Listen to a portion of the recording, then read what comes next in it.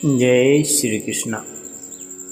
दोस्तों, यह बात 100% सही है कि कोई भी व्यक्ति गरीब नहीं होता, उसकी सोच ही उसे गरीब कर देती है।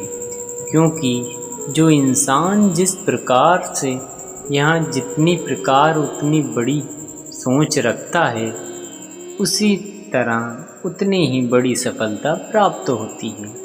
इंसान की सोच में बस इतना सा ही फर्क होता है कि कोई व्यक्ति खुली आंखों से सपना देखता है और कोई व्यक्ति बंद आंखों से सपना देखता है। दोस्तों, आज हम इस वीडियो के माध्यम से हम उन बातों को जानेंगे जिससे आप एक ऐसी सोच विकसित करेंगे जिससे अपनी गरीबी को हमेशा के लिए समाप्त कर सकेंगे और जीवन में कभी भी गरीबी नहीं देखनी पड़ेगी। तो चलिए, आपका बिना समय गंवाए वीडियो को स्टार्ट करते हैं। दोस्तों, एक समय की बात है, एक गुरु और शिष्य कहीं जा रहे थे। चलते चलते वहाँ एक बड़े से खेत के पास पहुँचे। उन दोनों को वहाँ पर प्यास सताने लगी, तो उनको एक खेत के बीचों बीच एक टूटा फूटा घर दिखाई देता है। अब गुरु और शिष्य दोनों लोग उस घर के पास पहुंच जाते हैं और उस घर के दरवाजे को खटखटाना चालू करते हैं। फिर थोड़ी देर से दरवाज़ा खुलता है और अंदर से एक व्यक्ति निकलता है और उसके साथ में उसकी पत्नी और 3 बच्चे भी साथ आते हैं, जो बहुत ही फटे पुराने कपड़े पहन रखे थे। गुरुजी उन लोगों से विनम्र आवाज़ में कहते हैं कि क्या हमें पानी पीने के लिए मिल सकता है। वहाँ फिर व्यक्ति अंदर से पानी लेकर आता है।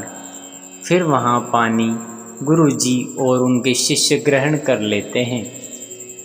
फिर अचानक गुरुजी उस व्यक्ति से कहने लगते हैं कि आपका खेत तो बहुत बड़ा है, परंतु इसमें कोई फसल नहीं है। फिर आप लोग का गुजारा कैसे चलता है। गुरुजी की ऐसी बात सुनकर वहाँ व्यक्ति बोलता है कि हमारे पास एक भैंस है और जो काफ़ी दूध देती है। वही दूध बेचकर कुछ पैसे मिल जाते हैं, जिससे हमारा गुजारा हो जाता है। इसी तरह बातों ही बातों में शाम हो जाती है।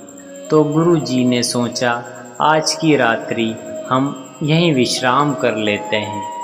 इसके बाद उस व्यक्ति से गुरुजी ने रुकने की अनुमति मांगते हैं और वहाँ व्यक्ति रुकने की अनुमति दे देता है और गुरुजी वहीं पर रुक जाते हैं। आधी रात बीत चुकी थी, तभी अचानक गुरुजी नींद से उठ जाते हैं और अपने शिष्य से कान में जाकर एकदम धीरे से आवाज़ देते हैं, इधर से चलो, अब हमें यहाँ से चलना चाहिए और इसके भैंस को भी ले जाकर जंगल में छोड़ देना है। गुरुजी की यह ऐसी बात सुनकर थोड़े समय के लिए शिष्य को विश्वास नहीं हो पा रहा था क्योंकि यह वही गुरुजी है जो इतना ज्ञान देते हैं, परंतु आज पहली बार किसी के साथ कुछ गलत करने का बोल रहे थे। लेकिन शिष्य गुरु की बात को टाल भी नहीं सकता। आखिर गुरु और शिष्य उस भैंस को जंगल की तरफ लेकर जाते हैं और उस भैंस को जंगल में ले जाकर ऐसी जगह छोड़ देते हैं जहाँ से उस भैंस का वापस आना लगभग नामुमकिन ही था। इसके बाद वहाँ से गुरुजी और शिष्य चले जाते हैं, परंतु शिष्य के मन में यही बात हमेशा ही खटकती रहती थी। लगभग 10 वर्ष पूर्व गुजर जाने के बाद वहाँ शिष्य एक बहुत बड़ा गुरु बन जाता है। तो उसके मन में वहाँ विचार आता है कि क्यों ना उस व्यक्ति से मिला जाए जिसकी भैंस जंगल में छोड़ी थी। तो उसके बाद उसके कुछ आर्थिक मदद ही कर देंगे ताकि उसकी आगे की ज़िंदगी कुशल हो सके। इस विचार से वहाँ निकल पड़ते हैं और कुछ ही समय में उस व्यक्ति के पास पहुँच जाते हैं। लेकिन वहाँ का दृश्य देखकर वहाँ शिष्य आश्चर्यचकित हो जाते हैं, क्योंकि वहाँ पर उस खेत में बहुत से वृक्ष थे और उन सभी में बहुत सारे फल भी लग रहे थे और उस झोपड़ी की जगह एक विशाल महल बन चुका था। यह सब देखकर वहाँ शिष्य विचार करने लगता है कि हो सकता है भैंस चले जाने के कारण वहाँ व्यक्ति सब कुछ बेचकर चला गया हो, और यही सोचकर वापस लौटने लगते हैं। तभी उनकी नज़र उस व्यक्ति पर पड़ती है, तो वहीं से उस व्यक्ति के पास जाकर कहते हैं कि शायद आप हमें ना पहचानते हो, परंतु हम आपको भली भांति जानते हैं।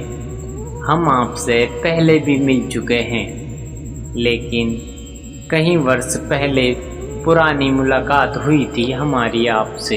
तब वहाँ व्यक्ति बोलता है कि मैं आपको कैसे भूल सकता हूँ, आप तो उस दिन बिना बताए ही वहाँ से चले गए और उसी दिन से हमारी भैंस भी ना जाने कहाँ चली गई, जो आज तक नहीं लौटी। कुछ दिनों तक मैं बहुत परेशान रहा, कुछ समझ नहीं आ रहा था कि अब मैं क्या करूं, परंतु जीने के लिए कुछ ना कुछ तो काम करना ही पड़ता है। इसीलिए मैंने लकड़ियों को काटकर बेचने का काम शुरू किया। जो भी पैसे मुझे मिले उससे मैंने अपने खेतों में खर्च करके फसल उगा ली और फसल बहुत अच्छी हुई, जिससे मैंने फलों का बगीचा लगवाया, जिस बगीचे में बहुत अच्छे फल लगे और आज मैं शहर का सबसे बड़ा व्यापारी बन गया हूँ। लेकिन यहाँ सब कुछ कभी नहीं पाता यदि वहाँ भैंस यहाँ से नहीं जाती, क्योंकि उसी भैंस के कारण मैं कोई दूसरा कार्य नहीं करना चाहता था।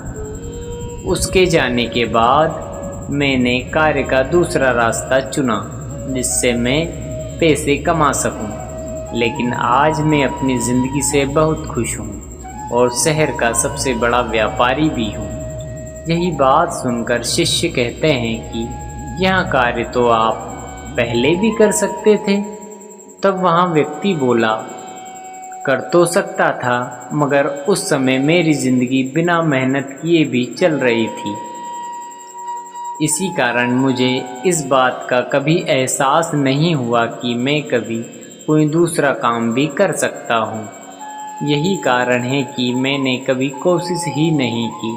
लेकिन भैंस के जाने के बाद मुझे यहाँ बात का एहसास हुआ कि कोई दूसरा काम कि मैं कर सकता हूँ, और मैंने उसी समय निर्णय लिया कि अब अपनी ज़िंदगी में मैं कुछ भी करूँगा अपने खुद के दम पर ही करूँगा, किसी पर आश्रित नहीं रहूँगा। और इसी संकल्प की वजह से आज मैं इस मुकाम तक पहुँच गया हूँ। तो दोस्तों, इस कहानी से सुनकर इस बात को सोचना और समझना चाहिए कि कहीं आपके जीवन में कोई रुकावट तो नहीं है, और यदि कोई रुकावट है तो उससे आगे बढ़ने का प्रयास कीजिए। जो आपके पास है उसे खोने का भय मत करो, क्योंकि आपके पास खोने को बहुत कम है और पाने को बहुत से कुछ हैं। कमियों के बाद पूरी दुनिया भी प्राप्त करना आपका लक्ष्य होना चाहिए। दोस्तों, आशा करता हूँ कि यह वीडियो आपको बहुत समझ आया होगा। इसी तरह के इन्फॉर्मेटिव वीडियो डेली देखने के लिए हमारे चैनल कृष्ण मानव सेवा को सब्सक्राइब कर लें और बेल आइकन को ऑन कर लें, जिससे आपको मैं जब भी वीडियो लेकर आता हूं तो सबसे पहले आप तक नोटिफिकेशन पहुंच जाए। तो आज का वीडियो यहीं पर विराम करते हुए मिलते हैं फिर एक नए मोटिवेशनल वीडियो के साथ। तब तक के लिए इजाज़त दीजिए। जय श्री कृष्ण।